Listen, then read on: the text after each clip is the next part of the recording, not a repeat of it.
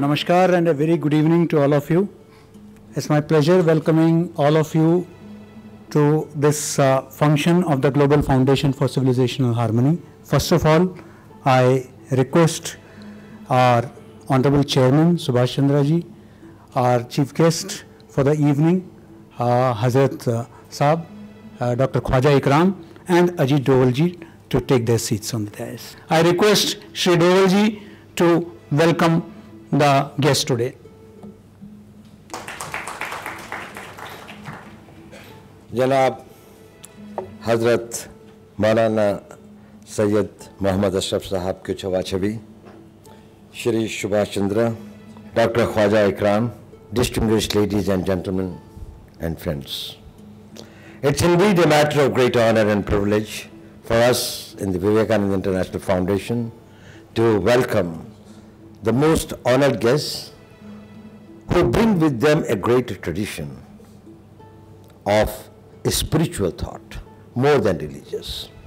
Those who have contributed substantially to the growth of ideas and those who have contributed immensely to the integration of ideas. Spiritual experience in this country, and we are so grateful and we are so honored that we have got such an eminent scholar, a great Sufi saint coming from the great tradition. His ancestors came from Arabia to Iran, and then from Iran they made India as their homeland. All the Sufi saints who came here, they made India their homeland and contributed, and we are really very grateful to hear from him today and get enlightened. Thank you very much. Thank you, Doval Sahab. Today we have in our midst Dr. Khwaja Ikram. Dr. Khwaja Muhammad Ikramuddin is popularly known among his friends and admirers as Khwaja Ikram. Dr. Ikram is going to give us a brief introduction to Sufism. Dr. Ikram. Bismillahirrahmanirrahim. Good evening and salam. Hazrat Ashraf Sahab Kachauchvi, Qibla, respected Subhash Chandra ji, Ajit Doval Sahab, and respected audience. इश्क के बारे में सूफिया का कहना है कि इश्क और अक्ल में एक दुश्मनी है. अगर अक्ल आ जाएगी तो डिवोशन नहीं आएगा, और जब इश्क आएगी तो डिवोशन आएगा. तब ये कहा गया कि खबरें तहय्युर इश्क सुन, न जुनू रहा न परी रही, न तो तू रहा न तो मैं रहा, जो रहा सो बेखबरी रही. Thank you very much.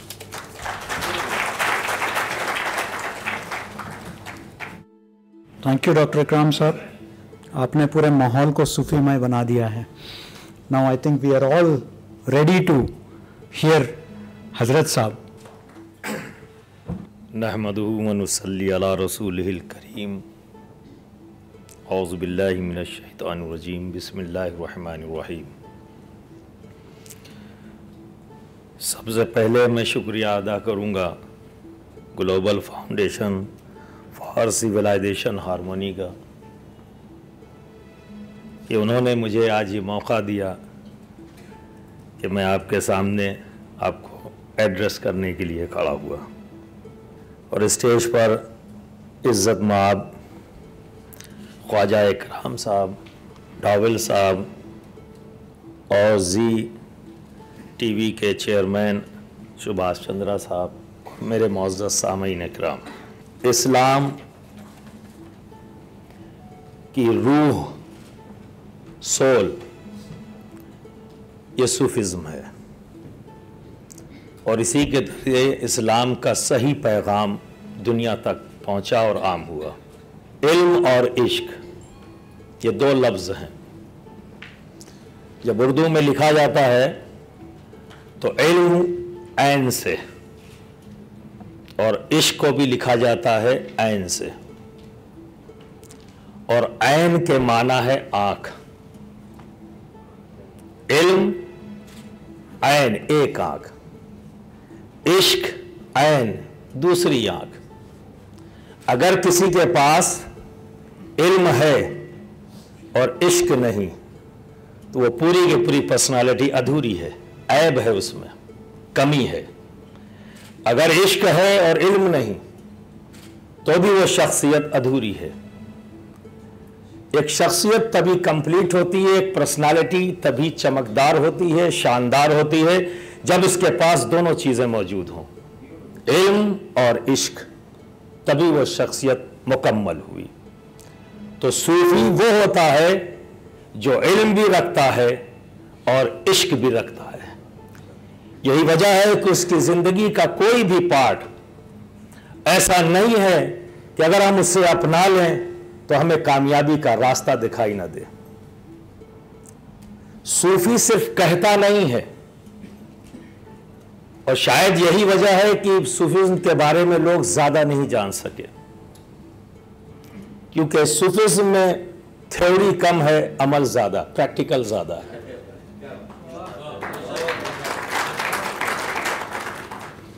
تب اس کے لیے ضروری ہے کہ صوفی کی صحبت اختیار کی جائے۔ لٹریچر سے صوفیزم کو نہیں سمجھا جا سکتا، صوفی کو سمجھنے کے لیے اس کے ساتھ رہنا ضروری ہے۔ اسی لیے صوفیوں نے خانقاہیں تعمیر کی، جسے زندگی کا صحیح مقصد چاہیے، کیونکہ اللہ رب العزت فرماتا ہے وَمَا خَلَقْتُ الْجِنَّ إِلَّا وَإِنسَ لِيَعْبُدُونَ، کہ ہم نے انسان اور جن کو اپنی عبادت کے لیے پیدا کیا، اور باقی جتنی مخلوق ہے، جو کچھ بھی میں نے اس دنیا میں پیدا کیا ہے، اگر خوبصورت منظر پیدا کیے ہیں تو انسان تمہارے لیے پیدا کیے۔ یہ جھرنے، یہ ندیاں، یہ سمندر، یہ اس دنیا کی خوبصورتی جو کچھ بھی ہے، سب کچھ تمہارے لیے ہے، تم اس کا استعمال کرو جیسے چاہو، تمہیں میں نے اختیار دیا ہے، لیکن تمہیں میں نے اپنے لیے پیدا کیا ہے، اپنی بندگی کے لیے پیدا کیا ہے، اور بندگی اس وقت تک صحیح طریقے سے ممکن نہیں جب تک کہ یہ حصہ جسے ہم قلب کہتے ہیں، ہارٹ، یہ صاف نہ ہو، اور یہ حصہ جسے ہم دماغ کہتے ہیں، جس کا تعلق عقل سے ہے، یہ صاف نہ ہو۔ یہاں برے خیالات آتے ہیں، انسان کو ادھر ادھر لے جاتے ہیں، ہم سے ظلم ہوتا ہے، قلب میں غلط خیال پیدا ہوں گے تو انسان کے قدم غلط طرف جائیں گے۔ تو صوفیزم کی پہلی جو تعلیم ہے، جس پر یہ اہل تصوف کہلاتے ہیں، یعنی تصوف والے صوفی، تو تصوف جب لکھتے ہیں تو اس کا پہلا لفظ ہے تے، اردو الفابیٹ کے حساب سے تے، اور تے سے مراد صوفی لیتا ہے توبہ۔ اب جسم کو تو بچا لیا گناہ سے، برے کام سے، لیکن دماغ میں تو بار بار غلط فکریں آ رہی ہیں، تو یہ باطنی توبہ ہے کہ اب اس فکر سے اس ذہن کو محفوظ کرنا ہے، تو مکمل توبہ ہوئی۔ صوفیزم بتاتا ہے کہ آج اگر ہم ریلیجیس ہیں، اس کو مان رہے ہیں، تو عام طور پر لوگ دو وجہ سے اس کو مانتے ہیں، نام کچھ بھی رکھیے پر کہیں اختلاف نہیں ہے کہ وہ ایک ہے۔ بات کسی طرف سے بھی آئی ہو، چاہے ایشور کہا گیا ہو یا اللہ کہا گیا ہو یا گاڈ کہا جائے، کیونکہ کہیں کہیں ہمارے جس ملک میں ہم رہ رہے ہیں، یہاں پر تو ہر 50 کلومیٹر کے بعد زبان بدل جاتی ہے۔ اگر یہاں کوئی نور الحق صاحب بیٹھے ہوں، نور الہدا صاحب، اور میں ان کو پکار دوں سنسکرت میں، اور ان کو کہہ دوں اے وید پرکاش ادھر آؤ، تو وہ میری بات سنیں گے نہیں، جبکہ میں غلط پکار نہیں رہا ہوں۔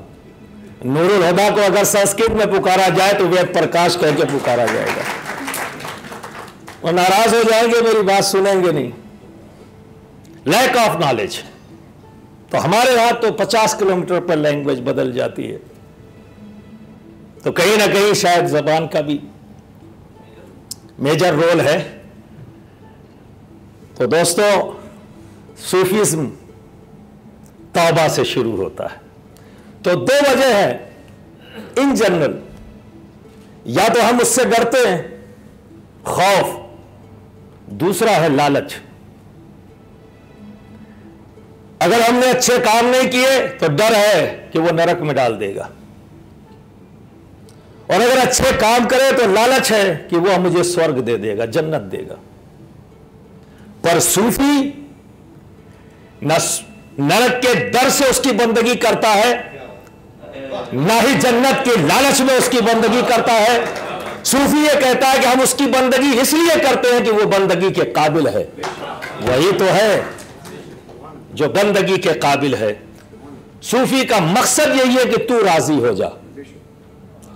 وہ بندے کی رضا کے لیے نہیں کہ تم خوش ہو جاؤ اس لیے کوئی کام کرے. وہ اس لیے کرتا ہے کہ وہ راضی ہو جائے اور پوری دنیا کا انسان اس کا بندہ ہے.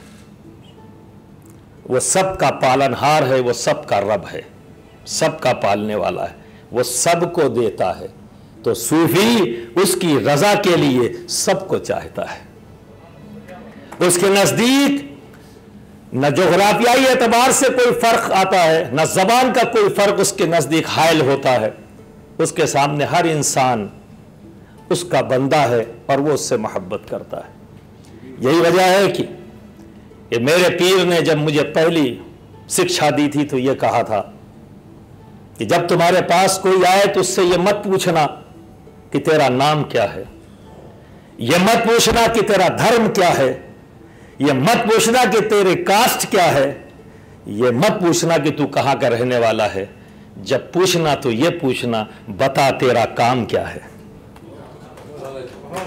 بتا تیرا کام کیا ہے. اور دوستو دوسری جو شکشا دیا وہ یہ کہا کہ اگر تم دنیا سے عزت چاہتے ہو کہ لوگ تمہاری عزت کریں, اگر تم ایسا چاہتے ہو تو سب سے پہلے تمہیں چاہیے کہ تم خود اپنی عزت کرو. میں نے ان سے کہا کہ میں سمجھ نہیں سکا. انہوں نے فرمایا کہ تم ایسا کچھ مت نکالو اپنی زبان سے جو دوسروں کو سننے میں برا لگے. کسی ایسی طرف اپنے قدم کو مت لے جاؤ جو اس کو برا لگ جائے. جو اس نے راہ دی ہے, جو راستہ دکھایا ہے, اسی راہ پر جانا, اس کے مخالف راہ کو مت پکڑنا. اور اس کی راہ ہے بندگی. اور بندگی کرنے کے لیے ضروری ہے, سب سے پہلی ضرورت ہے قلب کا صاف ہونا, فکر کا اچھا ہونا, تصوف کا تے. پھر دوسرا لفظ ہے سواد. سواد کا مطلب ہے صفائی. اب جتنی گندگی ہے, بہت سی گندگیاں ہیں ہمارے قلب میں.